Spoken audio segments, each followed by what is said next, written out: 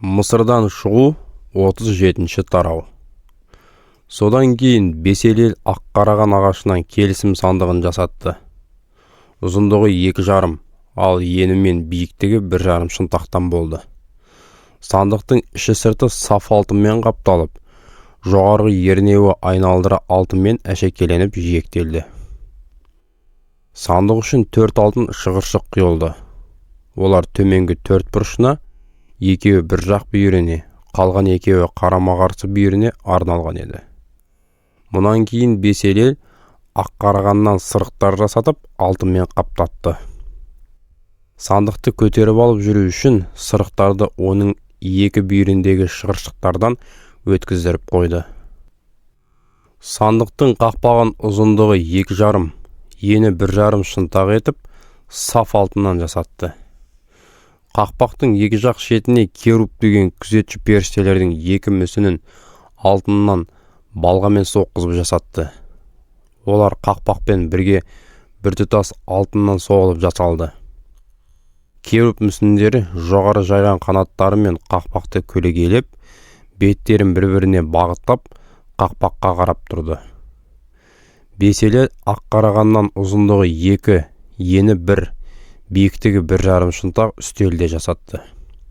Ол саф алтынмен қапталып, жақтауы айналдыра алтынмен қапталды. Шеберлер үстелдің бетін айналдыра 4 елі бойы ернеумен жиектеп, соны да алтынмен қаптады. Мұнан кейін олар 4 алтын шығыршық құйып жасап, оларды үстелдің аяқтары орнатылған 4 бұрышына бекітті. Үстелді көтеріп алып жүруге арналған сырықтар өткізілетін осы шығыршықтар ернеу жиегіне жақын орнатылды. Сырықтар аққарағаннан жасалып алтынмен қапталды. Үстелдің қажетті бұйымдары, аяқ табақтары мен табалары және құйылып ұсынылатын сұйық тартуларға арналған құмыралары мен тостағандары саф алтыннан жасалды. Беселел саф алтыннан шам қойғышта жасатты. Оның тұғыры мен діңгегі, мүсінделген тармақтары, гүл тостағаншалары, қауыздары және бүршіктері түгел біртұтас алтыннан балғамен соғылып жасалды. Діңгегінен екі жағына 3-3-тен 6 тармақ шығып тұрды. Әр тармақта шар тәрізді 3 бүршіктен тараған, қауыздарын ашқан 3 алтын бадам гүлінен болды.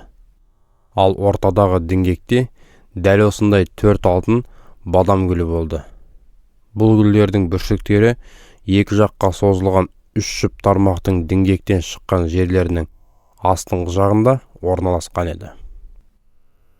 Тармақтарымен, бүршіктерімен бірге шам қойғыш түгелде біртұтас саф алтыннан балғамен соғылып жасалды. Беселел шам қойғыштың 7 май шамын, білте түзеткіштері мен табақшаларында саф алтыннан жасатты.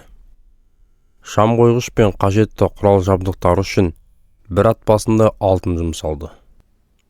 Беселел шеберлерге аққараған ағашынан хош иісті заттарды түтету үстерінде жасатты.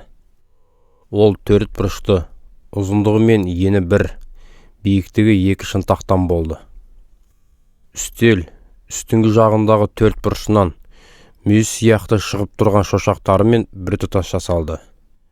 Үстелдің беті, бүкіл жақтаулары және шошақтары да саф алтынмен қапталып, беті айналдыра алтын ернеумен жиектелді. Ернеудің астына, үстелдің қарама-қарсы екі жағына 2-2-ден алтын шығыршықтар орнатылды.